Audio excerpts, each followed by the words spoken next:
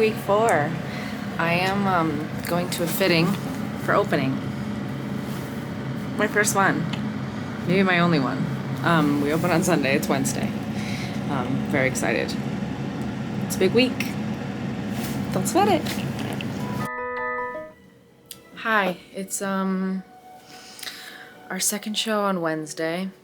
Honestly, I was feeling super overstimulated today and like a little at capacity. It's just the week leading up to opening is always like just a lot. It's a lot of like being on your phone and managing schedules and trying to remember everything you need to do and want to do, and also try and rest and try and like keep your sanity and do your show and whatever. So full transparency, I was like really feeling it today. But I'm coming out of my hole a little bit. I had the fitting this morning and it went really well, I think. I think initially I was like, I didn't know if I was like super excited about anything, but then after like, I think maybe I'm just in a weird headspace today, but I think I'm really happy with what we picked. And starting to think about what the whole look is gonna be, and getting my hair done on Friday, and I'm maybe gonna make a change. We're gonna see. I don't think I'm gonna check it out, but and then I have to pick up some hair extensions tomorrow and get my toes done because my toes are gonna show. Get my nails done on Saturday. It's like a self-care week, but like any girl knows, like getting your nails done is not like relaxing. It's a lot of sitting, and honestly, sometimes I hate the feeling, but gotta get them done. And I think the majority of footage this week is gonna be like getting to opening. So like the things that I do to get to opening, and then like a lot of footage on opening. I'll try and get the Legacy Robe ceremony if they let me, and getting to the party and all that jazz. So yeah, I had a really good 2 days off. Before this week, I saw my love, Michael Urie and Richard II at Red Bull, or at Astor Place Theater, presented by Red Bull Theater, but it's Astor Place Theater, downtown. And he was absolutely phenomenal. And everyone should go see it. No one has a better handle on Shakespeare than Michael Urie. It's like, it's the most, I'm so inspired by him. And I'm still so inspired by what he did. Really keeping it with me. But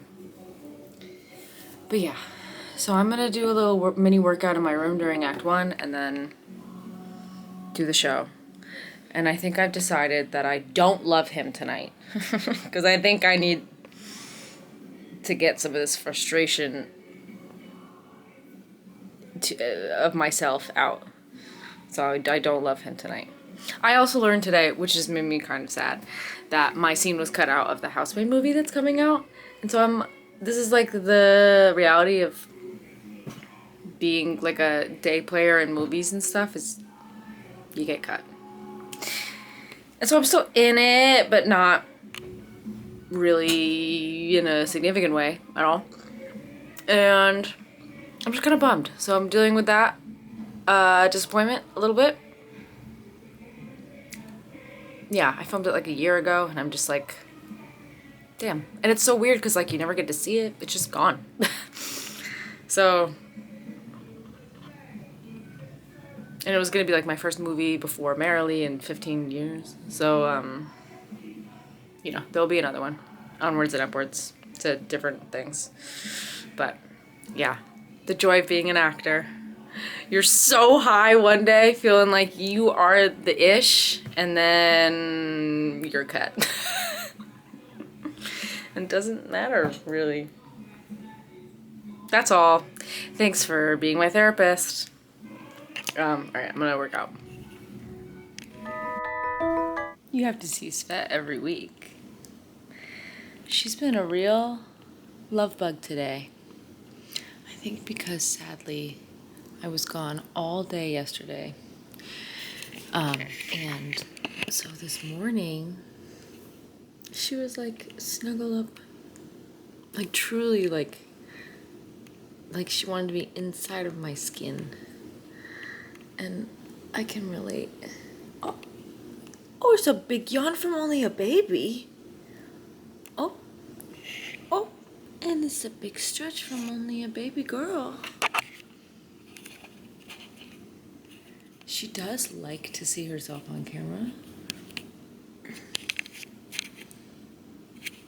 Like she's very entranced by this right now.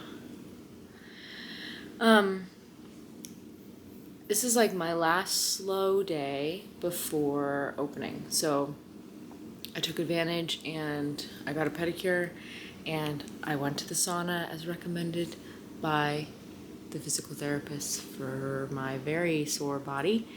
And now I'm about to go and get hair extensions. I've never done this by myself. So I'm gonna go find some hair extensions for opening and then I'm gonna head to work. And then the next couple of days, the next 2 days leading up to opening are very busy all the time. So between those two little errands, I've just been home snuggling with my best friend here. But yeah, look at this.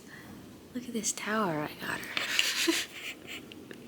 People are like, this is supposed to be Backstage at Chess. Why is this just Hannah's cat? Tricked ya. I mean, come on. You gotta be kidding. I love you more than anybody else. Okay. I have to leave her now. I don't want to. I love you so much. Okay, that's it for Svet Cam. Oh my god, can you stand it? It hurts me physically. Okay, she's gonna get down and probably eat. Okay, I'll check back in at the theater. Hi, it's Thursday on Broadway. It's actually my favorite day of the week. I love a Thursday because I feel like I'm that girl in Miss Congeniality. I love a Thursday because you don't have 2 shows the next day. And that's the reason. And I have my whole day before it. Thursday's the best. Every other day is on the precipice of a 2-show day, except for Sunday, I guess. But by the time Sunday rolls around, I'm a zombie. But I got some fan mail, and she asked me to write back, but she said that she watches the vlog. So I just thought I'd answer the questions here.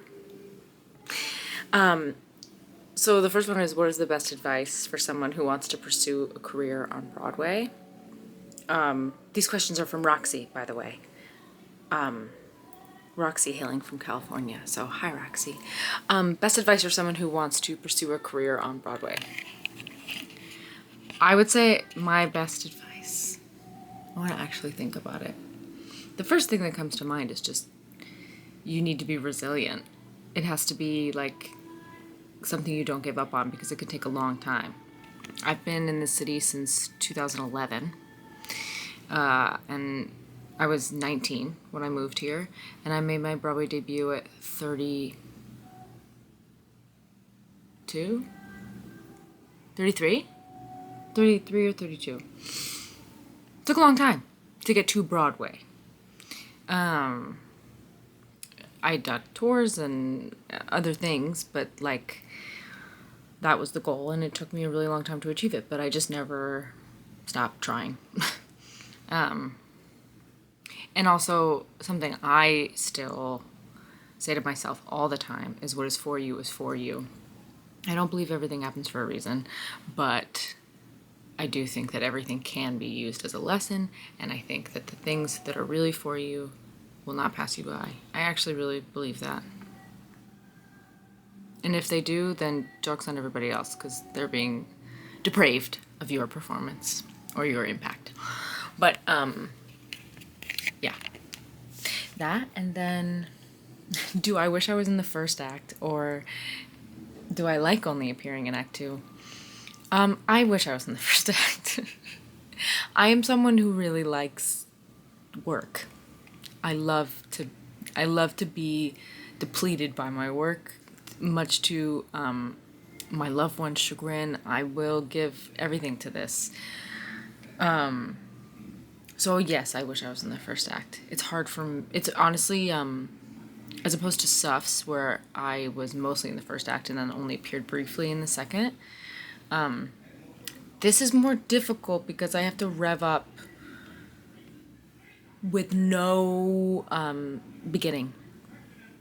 Like right now, we're about to end Act 1, and I think I've perfected what I do now. Intermission happens, and so it's silent. I like to listen to Anthem, and then intermission happens, and I put on my Svetlana playlist, which is a bunch of Russian opera and Russian symphonies and orchestrations from the Cold War era specifically, and then I put on my Svetlana perfume and my Svetlana hand cream, and I like slowly get dressed in my coat, and I, depending on whether I love him or not that night, I will go through a whole lot of mental picturing stuff of, I know what our children look like. I know what it feels like when they're tugging on my coat asking me where daddy is. I know what all of that feels like, and that, so that I put myself there during intermission, so that during Bangkok, when I'm walking down to get into the trap to enter through the floor, I'm there. And even if I'm talking to people, and even if like people are saying hi, I'm still like baseline, I'm there in the back of my head. But that's kind of a hard, some days that is much harder than other days to really put myself there mentally. And I think sometimes if I had Act 1 or more stage time to create something, maybe she'd be more fleshed out. Because like I have maybe a half an hour of stage time, maybe. So it's a lot of nuance to scrunch into that time. And then you asked if I could come see your performance of Newsies, and I doubt that I can, but I wish you all the best of luck. I love Newsies. It's actually one of my husband's favorite musicals. So we listen to Newsies a lot in our household. But break legs to the company of Newsies at Trinity Theater Company. Anthem. So I'm going to listen to it and start getting into Svet. And I do love him tonight, I think. That's where the base of me is, I think, today. Yeah. Bye. Well, 4.5 hours and more money than I feel comfortable saying later. Thanks. I think I love them. Your girl loves a huge change. So I went blonder. Kind of like the Svetlana wig. We didn't have time to fully blow dry me because it took so long, so it's not fully blow dried. And I was like, it's fine because it's just going under a wig in a few hours. But this will debut on our opening night carpet because I love drama. But actually, I really think I like it, and I am obsessed with the blonde color. This is like the blonde I always kind of wanted to be. And it took 4.5 hours and we got it. My hair is crazy.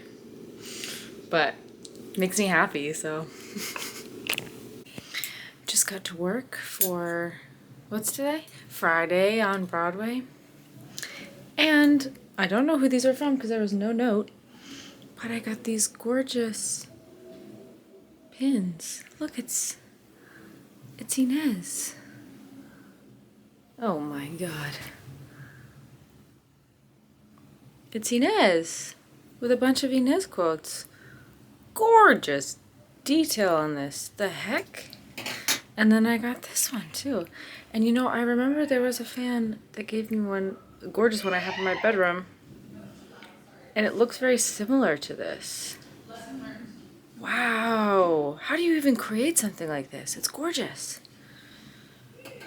I will treasure that. Thank you to whoever did that. And then I came to some beautiful flowers from my friend Ryan Turner. Look how gorgeous. Really starting off opening weekend well. With our flowers from Michael and our flowers from Ryan. Just the sweet man in my life. Hubby, you're slacking. I'm kidding. Okay. Friday night. Woohoo! No, I need more time. Bryce, come on. All the shows that are pissed that they won't be coming in now. Don't do this. Why? Because I'm not prepared. I have to think. Improv. Okay, I'm thinking all the shows that are gonna be pissed that they can't come in. Yes. And Two Cakes Carry a Stranger Across New York. Dogs, obviously. That was mine, but that's okay. Day Dogs Afternoon? No, that's No, not Dogs, the musical. What else have we got? Fart. That's gonna be pissed. Let's keep going here. We got. I mean, the terrible one is Checkers. Yeah, Checkers. Yeah. Pissed. Absolutely pissed. I mean, livid. Been waiting years. Come on, that's my spirit. Her. Let's see. That's. What other shows are on? Yes, in which one? Hell's Bathroom.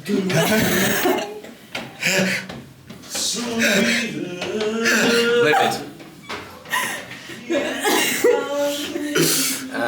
Washington. Sorry? Washington. Washington? You know, it's Hamilton. Oh, yeah. yeah. Well, that's been years. Yeah. Years in the making.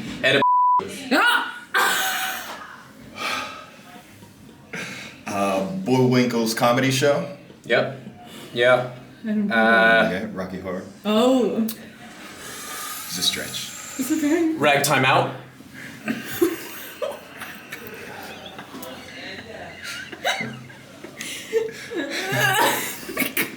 I don't get it. It seems the CIA and the KGB can both go home claiming victory. After all, what could possibly go wrong? I could never defect because I was too afraid to lose Russia in my heart. But I would leave the Soviet Union for you.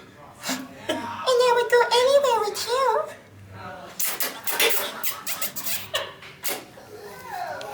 End of Act 1.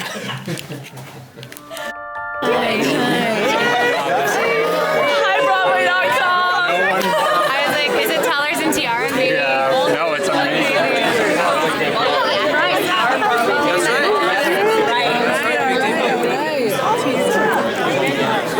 Here we go. Happy opening! So much to take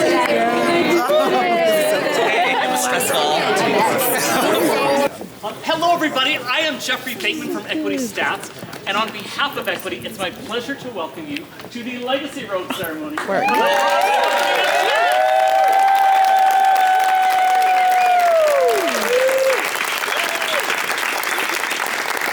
in its 75th year, the Legacy Robe is the Broadway's greatest backstage tradition, and is perpetuated by Equity and the ACCA, the Advisory Committee on Chorus Affairs.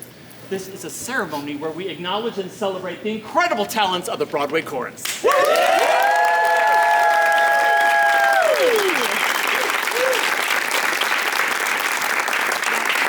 Before we get things started, I would like to ask anybody who is making their Broadway debut in chess to please come join me in the ceremony.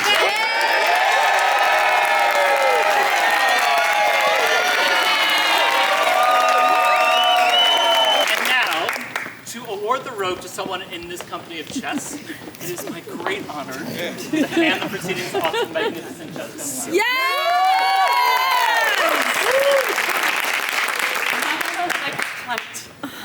I'm here to represent the original Broadway cast. I received the Gypsy Robe in 1988 for the opening night of chess.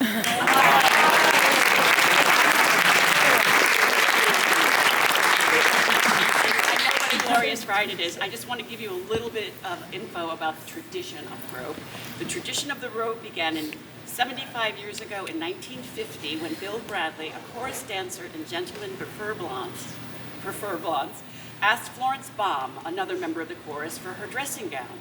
Bill then sent it over to Arthur Partington, a chorus dancer at the Imperial Theater, where Call Me Madam was opening that night, with a note proclaiming the robe had been worn by all the Ziegfeld beauties and would bless their show. A cabbage rose from one of Ethel Merman's gowns was attached to the robe by Arthur, and it was sent on to the opening night of the next chorus musical, Guys and Dolls, and a tradition was born. The Legacy Robe is awarded to a member of the chorus who has the most Broadway musical chorus credits. The honored recipient puts on the robe, circles the stage 3 times counterclockwise, and everyone touches the robe. The recipient, still wearing the robe, then visits all the dressing rooms, and the show is blessed.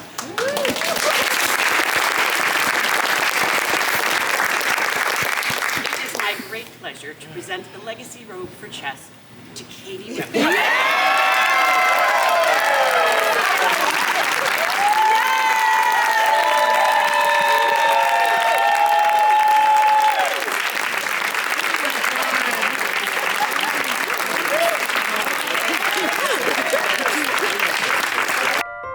Guys, what a day it's been already. Legacy Robe ceremony, I got some info on that, and now Company, this is your 15-minute call. 15, please. Emily 15 to the top, thank you. blew out my hair so that when it goes up in pin curls, it'll look good coming down. And we did like a base for my face that I'll use for the show, and then we'll touch up after. But I'm about to go around and give my gifts. And I got the company these hats that I had made. Checkmate. And I also got the idea, I got the idea, sorry, I'm so overstimulated. I got the idea from my good pal Michael Yuri. He did that for Spamalot and for Mattress. And I just want to give you a floral tour real quick. So I got the beautiful ones in my Michael last week. These were from my gorgeous publicist. These are from my friend Ryan, which I saw earlier. These are mine that are holding on. These are from my manager and my agents. And they came magnificently wrapped. Like, you see these like little fuzzies over here? My mom's a florist, so florals are very important to me. And then these peonies, my favorite flowers. A gorgeous, lush, big bouquet is from my beautiful husband. And he wrote me a really gorgeous card, if I can find it. Really sweet, very chess themed. He knows the bishop is my favorite sign. My favorite piece. And then he also got me, this morning I opened, this New Yorker chess set. How cool! So I'm slowly making my way through all the gifts, and my lovely hair extensions are laid out. We may use them, we may not. And I'm gonna go give my gifts, but wow, it's already like such a beautiful day. We're opening, but we're open. This is amazing. Okay, we're all ready. We are heading to the party, and look who is making his first appearance on the vlog for the first time ever. My husband. What up, y'all? This man did a matinee in Sarasota, drove an hour to Tampa, and then got on a plane. His plane got delayed, so we had to buy a new plane during the show. Got on a plane, flew to Newark, got to the show around Pity the Child? Pity the Child, yeah. Aaron, you killed it. Are you kidding? Get you one like him. Get you one like him. I got him already, so. So get a different one. So we'll get a different one, but what a man. And now we get 2 days together. It's our longest being apart. Love you. And we get 2 whole days together. And we're gonna go to the party right now. Very exciting. Cheers. I'll give some love to the boys too. I think they're pretty great. It was memorable. Danny Strong was such a collaborator. So we got to put ourselves into it, and it got to change and everything.